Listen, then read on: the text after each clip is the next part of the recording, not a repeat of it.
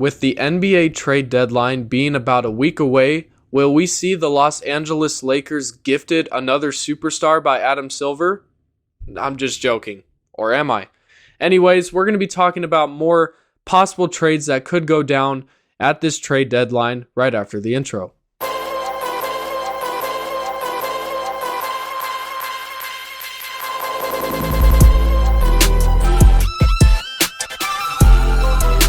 Thank you for tuning in to podcast number 83 of Sports Talk with JWock. I am your host, Jonah Walkenfoos, and like you heard from the intro, the NBA trade deadline is coming up. It's about a week away. It's going to happen on February 5th, so when you're watching this, it's only going to be a few days away, so that's exciting stuff. We've already got a ton of rumors that I'll be talking about some of those, but I'm going to be mostly talking about 3 trades that I think really could be realistic and could actually end up happening.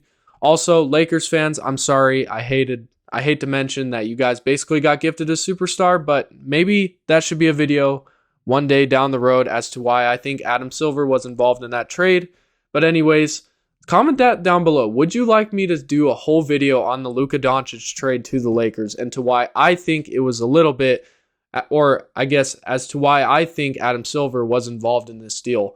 But anyways, comment that down below. But let's get on to the trade deadline.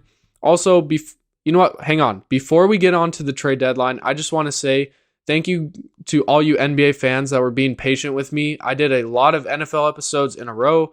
Now we're going to be doing some NBA stuff because we're in a good part of the NBA season. The NFL season, we're in the playoffs.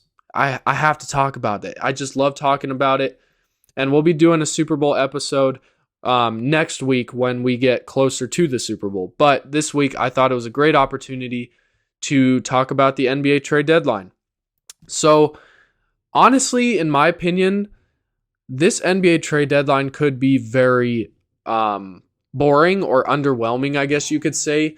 There are a ton of rumors that could end up being true, but usually around this time, we get a ton of rumors about this player's going to get traded, or this player is drawing interest from this team, and this team might be making a push to get this player, but that doesn't always mean it's actually going to happen. As of today, I'm recording this on Wednesday, January 28th. We did get some crazy rumors about how Giannis Antetokounmpo wants to leave Milwaukee, essentially. This trade could either happen at the February 5th trade deadline, which some people are expecting, or the offseason. It very well could happen in the offseason. The Bucks don't have to rush this. Teams are definitely going to be offering some pretty historically good trades to try to get Giannis. And I think that should say something, in my opinion, because this is what the Mavericks should have done with Luka Doncic. They should have shopped Luka, calling other teams saying, hey, what would you give for Luka Doncic? And then mold those offers and accept the best one. In my opinion, that would have been much better than what they did. Instead, they just decided, let's just call the Lakers up and get the deal done, which in my opinion seems kind of fishy. I don't know. Let me know what you guys think. But overall, some notable players that could be traded. I named about 4 players that I really do think will get traded or possibly could. And then I named about 5 stars that might be long shots, but who knows. So those notable players are Kobe White, Jonathan Kuminga, Benedict Mathurin, and Yves Missi. Those players seem like players that are most likely going to get traded at the trade deadline. It just seems like, and they won't be that difficult to move off of. And then the star players that I think possibly could be on the move, a lot of them, if not all of them, are pretty much long shots. Giannis, John Morant, Domantas Sabonis, Jimmy Butler, and Zion. I think probably Giannis and Sabonis are probably the 2 most likely, just because Morant and Butler are both injured, along with Zion. It just feels like the Pelicans don't know what to do. Joe Dumars, I'm not sure what you're doing at the GM position, but who knows? Anyways, those are some notable players that could be traded at the trade deadline, and that could stir some things up, especially for these championship teams trying to make a push. But we did get one trade that has happened already. We've only had one so far, which is pretty uncommon at this time. It seems like there's been normally like 2 or 3 trades that happens by now. But who knows? Maybe they're just waiting until February 5th. That's what I hope, because I love being able to look at the news on the trade deadline and see that, hey, this team might be making a push. But who knows? We saw Trae Young traded to the Wizards for CJ McCollum and Corey Kispert. This deal definitely shows the Hawks were just trying to move off of Trae Young and his contract. They realized that they're better without Trae Young at this point, so might as well just get some players that could fill in for him and just be good quality role players. CJ McCollum's has been, drawing some drama on that team, but overall, I think it's been a good trade for both teams. Trae Young has yet to play for the Wizards yet, but I don't blame the Wizards for not playing him just because they're still trying to get a very good draft pick. But anyways, I'm going to be giving my 3 trade predictions that I think will happen at this trade deadline, or at least something that I think should happen for these teams. And no, I'm not doing a Giannis trade. I'm sorry. Go look at a bunch of other people making up fake mock trades for Giannis. I don't want to do that. I like to be different and do things that are outside of just what the mainstream media says. So let's talk about the first trade. Probably the trade that not as many people are very interested in, but we have the Indiana Pacers trading with the New Orleans Pelicans, something that we've heard has been a rumor for a while. We have Yves Missi being sent to the Indiana Pacers along with DeAndre Jordan for Benedict Mathurin. And when I mention these trades, I will have the actual picture up that I did on Fanspo so that you could see that these trades were actually successful. This one's a little cut off, but it was a successful trade. I did have to include DeAndre Jordan in this trade to send to the Pacers because the Pacers are hard capped in the first apron, I believe. So they had to give up about $2 more million, the Pelicans were hard capped in the first apron, so they had to give up $2+ million more to make this deal work to take on Benedict Mathurin's contract. So that's why DeAndre Jordan's in this. Otherwise, I would have just done a clean sweep or a nice swap between Missi and Mathurin. And I apologize if I'm all over the place today. I just got done with work and I'm a little tired, so we're just going to try to get this video over with. But anyways, I think this is a good trade for both teams. The Pacers need a true big man. I know Jay Huff has been great, but Yves Missi could be a really good either depth piece or just starter in general for this team. And then for the Pelicans, moving off of Missi, since you already drafted Queen, is probably the best move.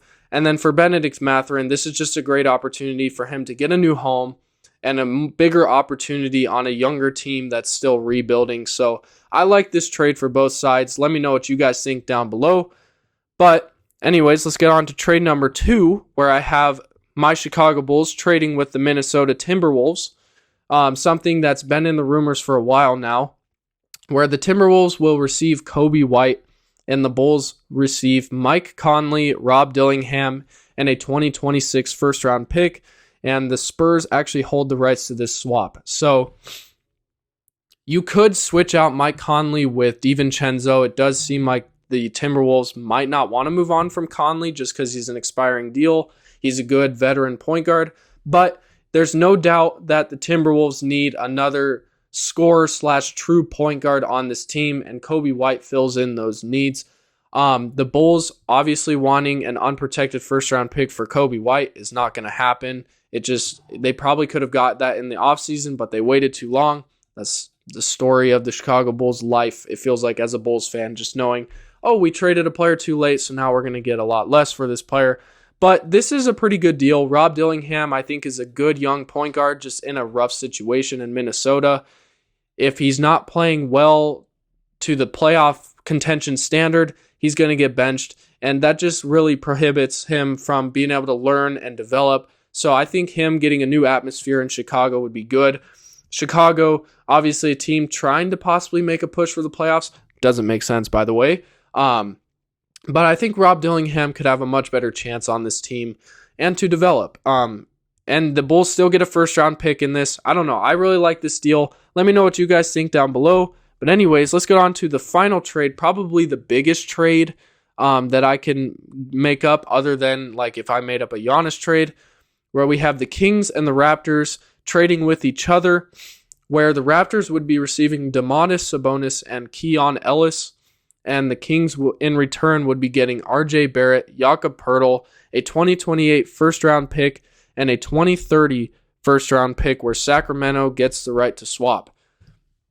So I really like this deal for both sides. We've heard the Raptors showing some mutual interest in Domantas Sabonis. They're also willing and wanting almost to get rid of RJ Barrett. You could replace RJ Barrett with Emmanuel quickly. I just feel like RJ Barrett makes more sense for both sides. I like this deal mostly for the Raptors because the Raptors have been surprisingly good this year. They have been very impressive. That would make them have a squad of Emmanuel Quickley, Domantas Sabonis, Scotty Barnes, along with Brandon Ingram. They're building it. That would be a nice squad, along with adding Keon Ellis, a very solid young athletic defender. I really like this for the Raptors. And then for the Kings, it kind of puts them in a little bit of a reset mode where, yeah, they have to be taking on some contract, but it's really not like that bad with RJ Barrett and Poeltl, along with adding some first-round picks. We know they want to trade Sabonis, LaVine, and DeRozan. Might as well trade Sabonis, who probably has the most trade value out of all three of them. So let me know what you guys think of all three of my trade predictions. And I'm going to talk about something that some of you NBA fans might not enjoy or might not want to hear. I think this NBA trade deadline could be boring. And the reason being is because I think this offseason could be insane. Because I don't think personally that Giannis will get traded on February 5th. Now, this is me saying this on Wednesday after we got the news that he will potentially be traded by the 5th, but I just don't know if the Bucks are going to be fully committed to getting a deal done right now.